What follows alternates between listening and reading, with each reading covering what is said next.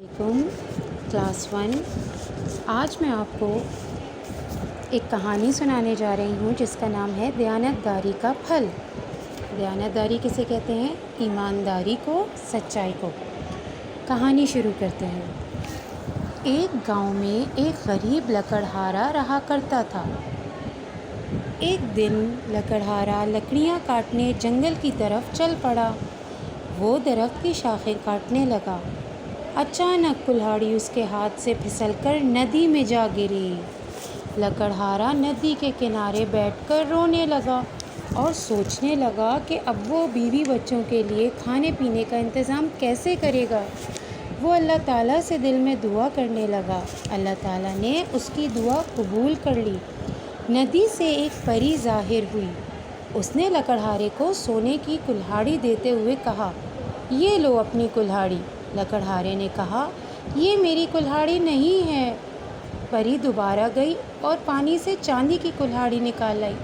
लकड़हारे ने फिर कहा, ये भी मेरी नहीं है।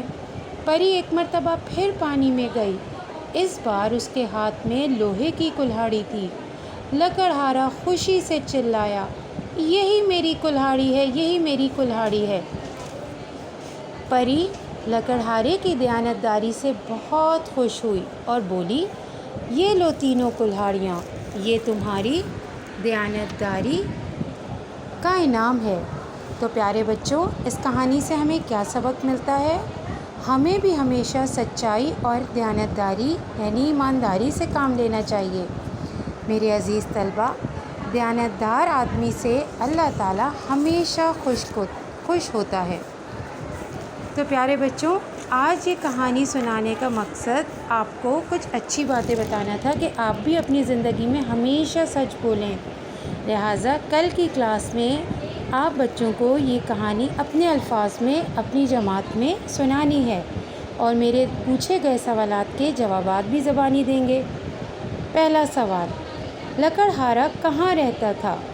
दूसरा सवाल, कुल्हाड़ी गिरने पर लकड़हारा क्यों रोने लगा? तीसरा सवाल, लकड़हारे की मदद करने के लिए कौन आया? चौथा सवाल, परी कितनी बार पानी में गई? पाँचवां, लकड़हारे की किस बात ने परी को मुतासिर किया? और आखिरी सवाल, हमें मुसीबत में किससे मदद मांगनी चाहिए? तो प्यारे बच्चों, कल की क्लास में मिलते हैं और आपसे इन तमाम सवालात के जवाबात जानते हैं। Thank you.